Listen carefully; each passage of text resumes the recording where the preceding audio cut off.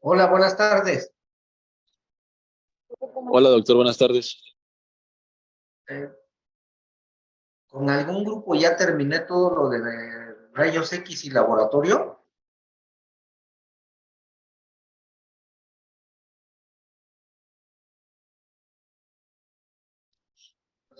No, doctor.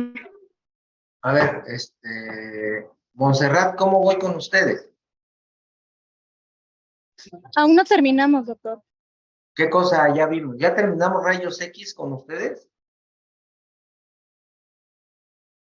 Ya, doctor. Entonces estábamos viendo, creo que anticuerpos antinucleares, ¿verdad? Sí, doctor. Ok. Y Diego, ¿cómo vamos con ustedes?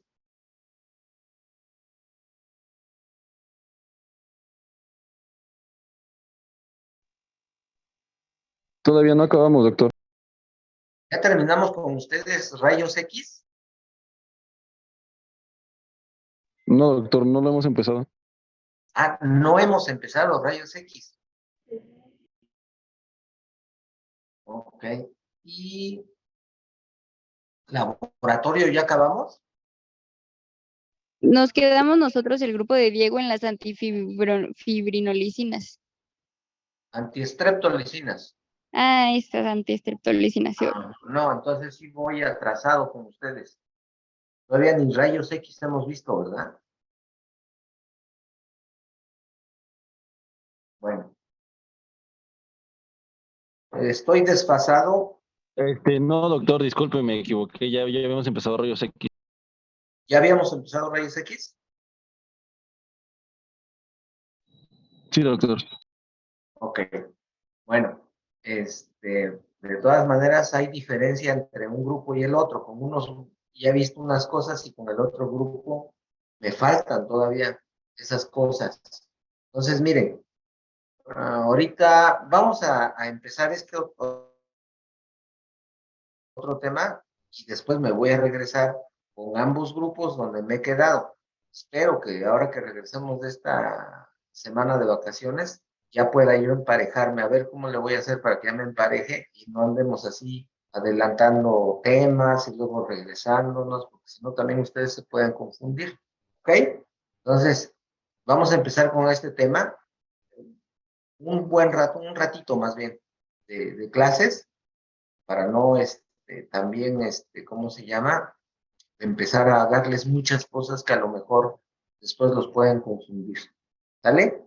Este tema se llama abordaje terapéutico. ¿Qué quiere decir eso? Que en este tema vamos a ver el arsenal terapéutico, todo lo que tenemos para manejar las enfermedades reumáticas, qué tipo de medicamentos utilizamos.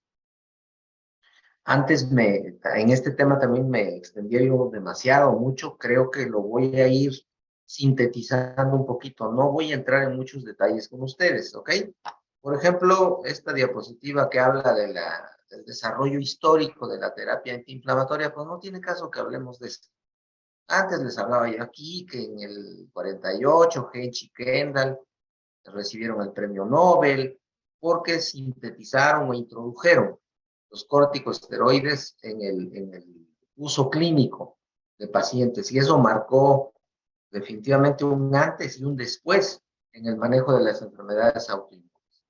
Tiempo después, John Bain encontró el verdadero mecanismo de acción de los antiinflamatorios no esteroideos y un nuevo avance así significativo en la terapia antiinflamatoria o en la terapia en general para las enfermedades reumáticas se dio en 1999 cuando varios autores empezaron a usar lo que hoy conocemos como fármacos inhibidores de la ciclooxigenasa 2. ¿Sí? Entonces, esto es histórico nada más, pero rápido se lo dije. Los antiinflamatorios, que recuerden ustedes que el daño que se provoca en los tejidos de los pacientes que tienen enfermedades reumáticas o inflamatorias o autoinmunes es una respuesta inflamatoria letal o dañina. Normalmente la respuesta inflamatoria es una respuesta protectora que trata de que los tejidos no se lesionen. Pero aquí, en las enfermedades autoinmunes, esa respuesta inflamatoria se convierte en una respuesta dañina para el organismo de pacientes que están sufriendo estas enfermedades.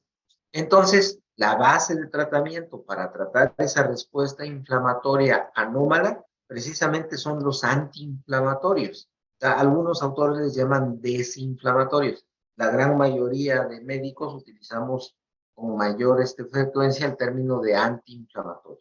Y los antiinflamatorios son de los medicamentos que más se usan en todo el mundo. Aquí hay algunos datos respecto a la cantidad de gentes que utilizan los antiinflamatorios.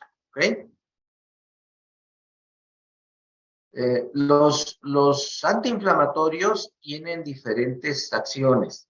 Una de ellas, pues, es esa, la principal, la que andamos buscando, que es la de combatir la inflamación. Pero muchos de ellos, o la gran mayoría de ellos, también tienen un poder analgésico.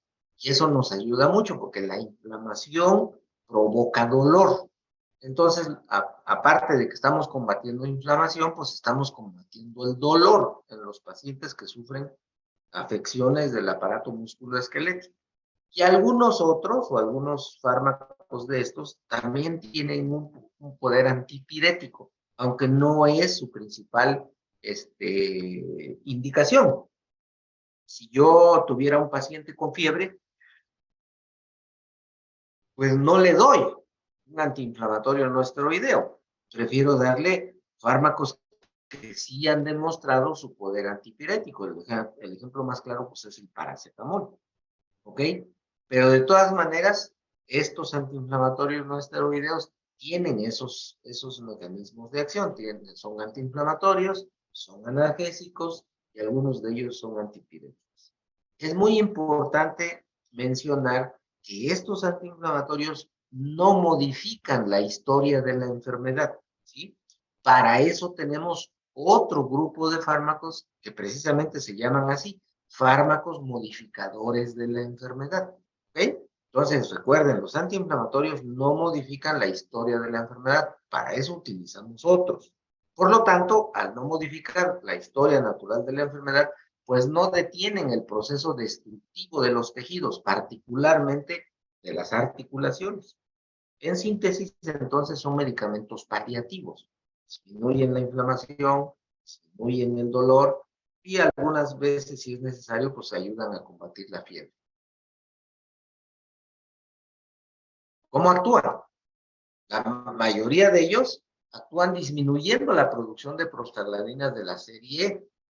Bien, y estos eicosanoides que se llaman prostaglandinas se han descrito como proinflamatorios, es decir, que esas prostaglandinas de la serie E favorecen la inflamación. Entonces, al disminuir la producción de estas prostaglandinas, pues disminuimos ese efecto proinflamatorio que tienen y el paciente pues va a mejorar, va a disminuir la inflamación. Desafortunadamente, al inhibir la producción de estas prostaglandinas, también estamos inhibiendo las funciones fisiológicas de las prostaglandinas. Y eso explica muchos de los efectos secundarios o de los efectos adversos que se ven con el uso de estos fármacos. También estos antiinflamatorios no esteroideos inhiben la formación de prostaciclina y de tromboxano, los cuales tienen una participación muy activa en los mecanismos de la coagulación.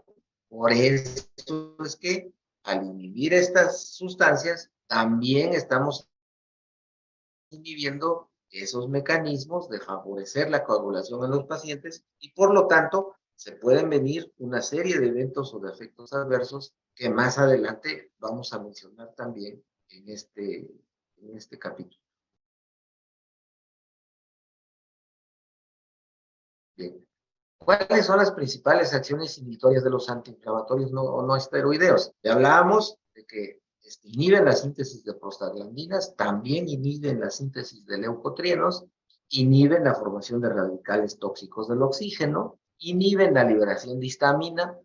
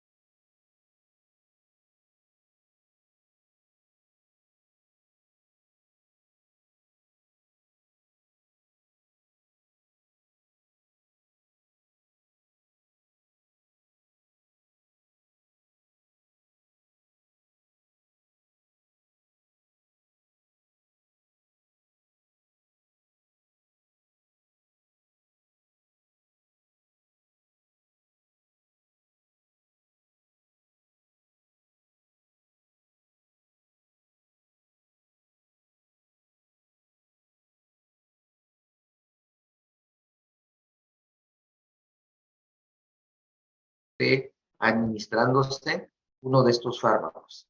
Por ejemplo, es la vía inyectable. Alguien puede tomarse una cápsula, una tableta todos los días, pero muy pocos van a aguantar inyectarse ese mismo fármaco intramuscular o intravenoso por 3 meses o por 4 meses. ¿Sí? No creo que haya alguien que lo aguante. ¿Ok? Estos antiinflamatorios se unen a la albúmina sérica, es decir, que la albúmina funciona como un transportador de las moléculas de los antiinflamatorios no esteroideos. De tal manera, entonces, que en algunos pacientes que tienen trastornos que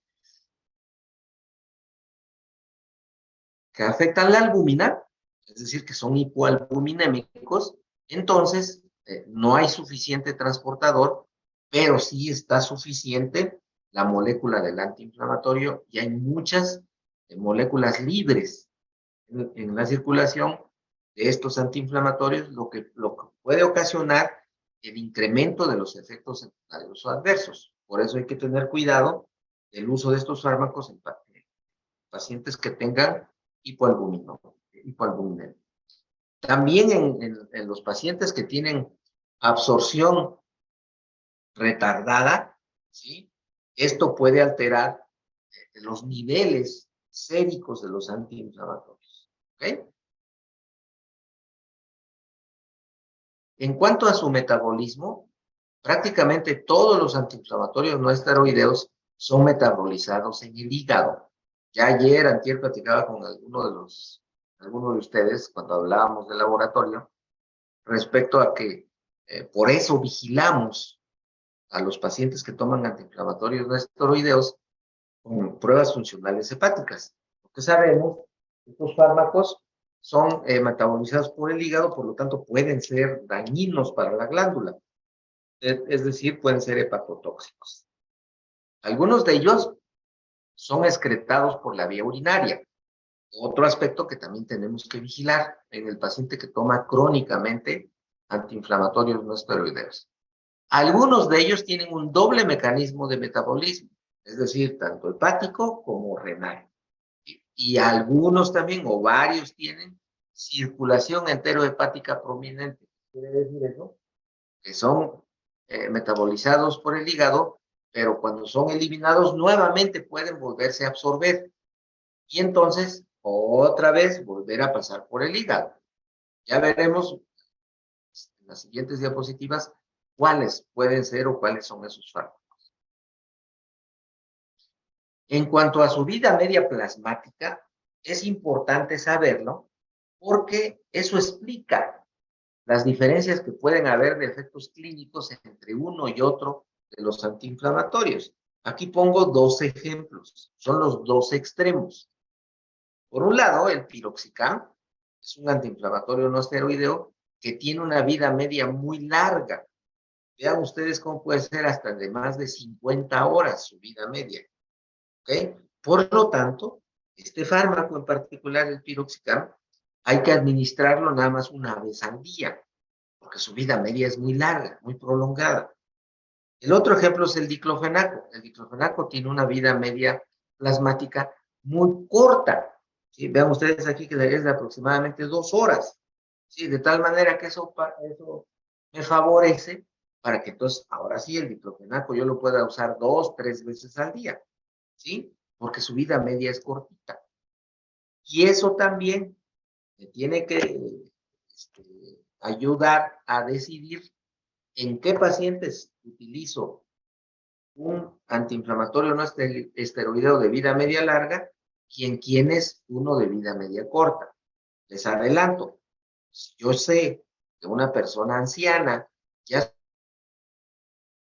sus funciones sí, fisiológicas u orgánicas están disminuidas por su propia edad, pues entonces a él voy a tratar de darle un antiinflamatorio de vida media corta. ¿Qué pasa con los de vida media larga? Si ese paciente, ya sea un anciano, ya sea un hepatópata, ya sea un renal crónico, ¿qué sucede con ese fármaco? Lo que va a pasar es que ese fármaco puede tener un efecto acumulativo. La disminución de las funciones orgánicas hacen que ese fármaco no se elimine rápido, ¿sí? Porque tiene una vida media prolongada. Por lo tanto, entonces puede tener ese efecto deleterio en el organismo que se llama efecto acumulativo. Y entonces se va acumulando el fármaco, la droga, y hace que los eventos o efectos secundarios pues se incrementen de manera muy notoria. Entonces, en síntesis, un piroxicam, yo de preferencia no lo utilizo en un anciano. Trato de darle uno de vida media corta, ¿sí? En jóvenes como ustedes, pues pueden usar uno de vida media larga, uno de vida media corta. Sus funciones orgánicas están conservadas, no hay ningún problema. ¿Ok? Ahora bien, ¿cuáles son los antiinflamatorios que tenemos en uso clínico? ¿Cuáles son los que utilizamos todos los días? De entrada tenemos antiinflamatorios acídicos y tenemos antiinflamatorios no acídicos. Los que están en uso clínico en México son los antiinflamatorios acídicos. Dentro de los no acídicos, pues nada más está uno que se llama nabumetone. Por ahí todavía hay una marca comercial que se llama Renifex, ¿sí? Que no sé si siga teniendo nabumetone. Me parece que ya no, me parece que el Renifex tiene otra cosa. Pero se utilizó algún tiempo como antiinflamatorio no esteroideo. Como ya prácticamente no está en el mercado, pues ya no lo usamos. ¿Okay? Nos dirigiremos nada más a estos antiinflamatorios no esteroideos acídicos, que sí son los que tenemos en el mercado, que sí son los que tenemos a la mano para el manejo de la inflamación. Y de esos antiinflamatorios tenemos estas familias. La familia de los aril carboxílicos, la familia de los aril alcanoicos, la familia del ácido heteroaril acético, la familia de los indólicos y la familia de los enólicos. A los indólicos también se les conoce con el nombre de enoles, a los indoles se les conoce con el nombre de indoles y a los enólicos con el nombre de enoles. En el caso de la familia de los aril carboxílicos, ahí se encuentra el ácido salicílico, ¿ok? Fue la sal original de lo que hoy conocemos como ácido acetilsalicílico. El ácido acetilsalicílico es sinónimo de un nombre comercial que es la aspirina. Seguramente ustedes han usado en algún momento de su vida o conocen pacientes que toman aspirina. La aspirina es, sin duda, el fármaco antiinflamatorio más antiguo que tenemos en el mercado. Este se utiliza desde el siglo antepasado, desde finales del siglo antepasado, se empezó a usar la aspirina. ¿Ok? Y con muy buenos resultados para el manejo de la inflamación. Desafortunadamente, para encontrar un buen efecto antiinflamatorio con la aspirina, tenemos que usar dosis muy altas. Seguramente ustedes lo han escuchado en otras clases, saben que la aspirina se utiliza de manera cotidiana en pacientes con cardiopatía isquémica o en pacientes que requieren de tomar o estar bajo tratamiento profiláctico para evitar trombosis. ¿Ok? Pero la diferencia radica que ese uso se logra a través de una dosis muy bajita. 100, 150 miligramos de aspirina. En cambio, para obtener un buen efecto antiinflamatorio, se tiene que utilizar de 2 a 3 gramos de aspirina. Es decir, 2.000 miligramos o 3.000 miligramos de aspirina. Es una dosis muchísimo más alta que los 100 o 150 miligramos que se toman para la primera indicación que les estoy mencionando. De ahí que, después de muchos años de estar utilizando aspirina para combatir la inflamación, se fue abandonando su uso por 2 razones. Una, la principal, es de los efectos secundarios que se empezaron a presentar con la aspirina a dosis antiinflamatorias. Y 2, porque fueron surgiendo nuevos antiinflamatorios que en la investigación demostraron que no tenían esos efectos secundarios tan severos que se estaban presentando con la aspirina. ¿Ok? Entonces, sí hay aspirina para uso como antiinflamatorio, pero considero que quizás muy poquitos médicos la sigan utilizando. Sí sé que hay nombres comerciales de aspirina para tratar la inflamación, ¿ok? Pero yo en lo particular ya no uso aspirina para tratar inflamación, ¿ok? Entonces, es un capitulito aparte la aspirina. Con esos efectos secundarios que se estaban presentando con la aspirina, los laboratorios sintetizaron un nuevo fármaco, un derivado de la aspirina que se llama diflunisal. Diflunisal mostró cierto efecto analgésico, no tanto un efecto antiinflamatorio, de tal manera que también prácticamente no se usa el diflunisal ya.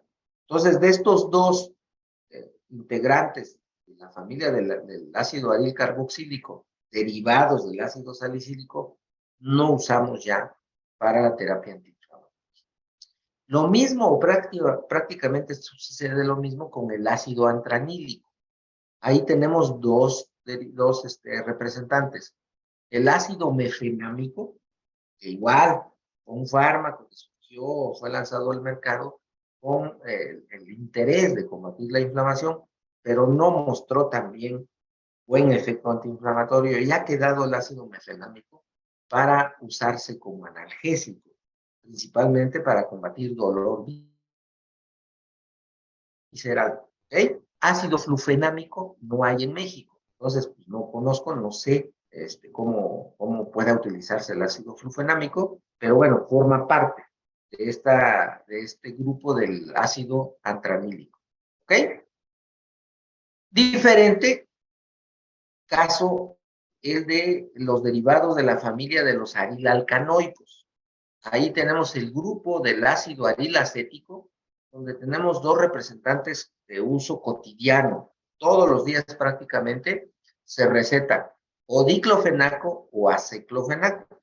El diclofenaco es de los antiinflamatorios más antiguos que tenemos en uso clínico.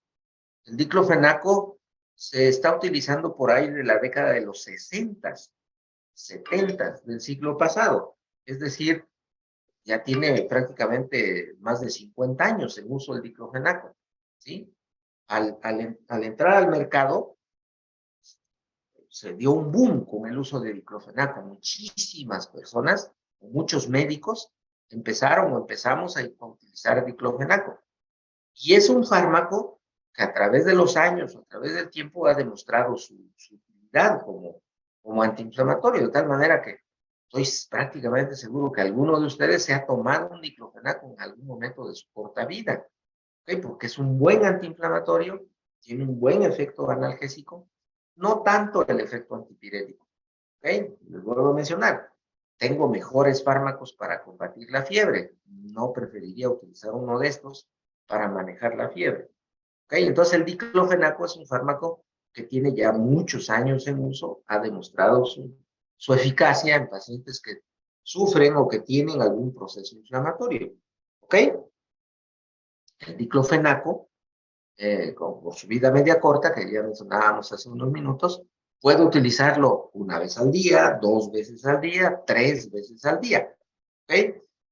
Les adelanto que muchos de los pacientes nuestros que tienen enfermedades reumáticas, pues prefieren tomar una tabletita al día porque van a tener un tratamiento crónico en primer lugar y en segundo lugar muchos de ellos tienen comorbilidades, es decir, pueden ser hipertensos, pueden ser diabéticos, en fin, otras enfermedades que también requieren de tratamiento, por lo tanto, pues van a estar tomando no una pastilla al día, sino varias pastillas al día.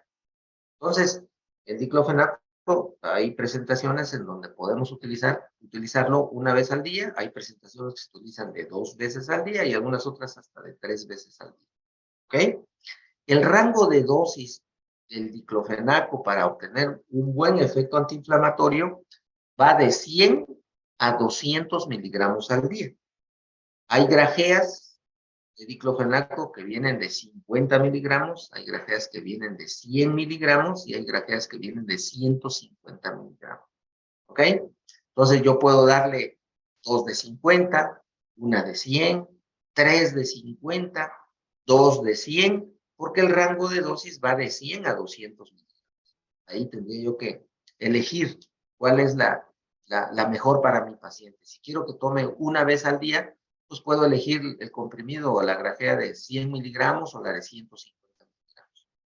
Les adelanto, o recuerden esto, las dosis que yo les voy a decir o que les voy a recomendar son las dosis máximas permitidas.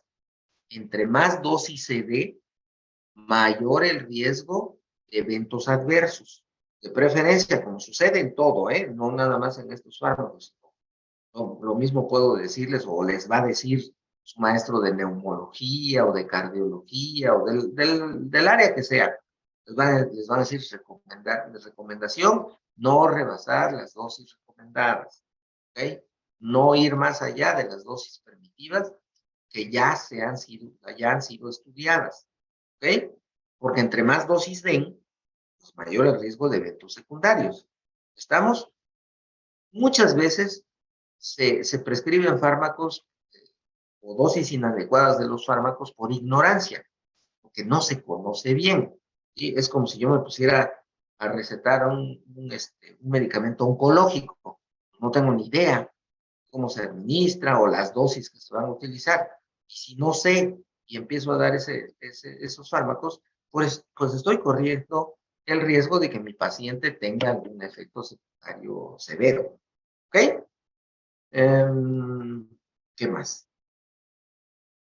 Uno de los nombres comerciales más conocidos del diclofenaco es el Voltaren, pero hay muchos otros fármacos con otros nombres comerciales que contienen diclofenaco. ¿Ok? Ahora, el diclofenaco tiene, aparte de este rango de dosis que acabo de mencionar, que me facilita cómo administrarlo en el paciente, tiene otras ventajas, como por ejemplo que hay diversas vías de administración. Mencionábamos hace una o dos diapositivas que preferíamos el uso de la vía oral, pero si por alguna razón prefiero la vía inyectable, pues hay diclofenaco inyectable. Lo puedo administrar por vía intramuscular, lo puedo administrar por vía intravenosa. Diclofenaco también hay en supositorios, entonces también lo puedo prescribir en supositorios en caso de que alguien tenga impedida la vía oral. ¿Okay? Vaya, hay diclofenaco hasta untado, hay diclofenaco en gel. Les adelanto, nosotros, o yo en particular, a lo mejor algún colega sí lo hace, pero en particular yo no soy muy afecto a prescribir antiinflamatorios tópicos, ¿sí? Porque está demostrado de que no se absorben. El efecto, más bien de un gel, de una crema que contenga un antiinflamatorio, pues más bien es un efecto relacionado con el masaje, con el apretón de los músculos, en fin, tiene otras acepciones, este tipo de indicaciones de los antiinflamatorios por vía tópica, ya sea gel o en crema. ¿Ok? Entonces, yo no soy muy afecto a eso, pero muchos pacientes pues dicen que mejoran, que se sienten aliviados. Pues esto lo ha favorecido mucho la mercadotecnia. Seguramente ustedes han visto en la televisión un anuncio por ahí de, ¿cómo se llama esa crema? Creo que se llama Green Marvel, ¿ok? Me parece que tiene un antiinflamatorio y sale un viejito que desde que empecé a utilizar esta crema me siento maravillosamente bien. Pues son estrategias de mercadológicas para vender productos, ¿sí? Lo que yo les estoy comentando, pues es lo que científicamente está demostrado. ¿Ok? El diclofenaco no está exento de eventos adversos. Al terminar la revisión de todos los antiinflamatorios que tenemos en uso clínico, vamos a hablar de los eventos adversos de ellos. ¿Ok? A raíz o a partir de que se presentaron o se presentan eventos adversos con el diclofenaco, los laboratorios sintetizaron un derivado del diclofenaco que se llama aceclofenaco. Y sí es cierto, mejoró, menos efectos secundarios con el aceclofenaco, pero ya hemos platicado de otros temas en donde decimos, entre más cosas nuevas hay, se están haciendo cada vez más caras. Entonces el aceclofenaco al mercado, bueno como antiinflamatorio, pero desafortunadamente pues se encareció mucho el producto. El diclofenaco es relativamente barato. Ustedes pueden encontrar un diclofenaco genérico de 50 pesos, 60 pesos.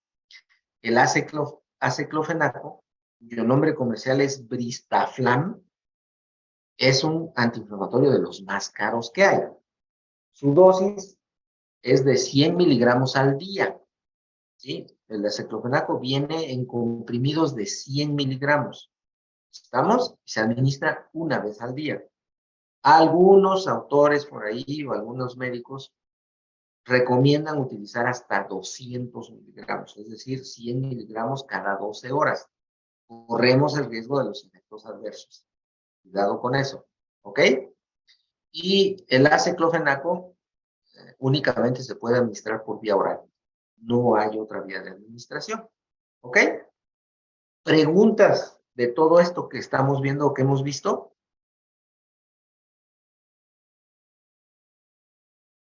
No, doctor. No, doctor. Ahí la dejamos hoy. Nos vemos, ¿cuándo? ¿El 10? ¿O cuándo va a ser? Sí, doctor, el 10. Órale, nos vemos el 10, lunes, en línea. Y ya el martes 11, miércoles 12, pues ya nos vemos ahí en la facultad. ¿Sale? Sí, doctor, está bien. Sí. Hasta luego. Hasta luego, doctor. Gracias, doctor.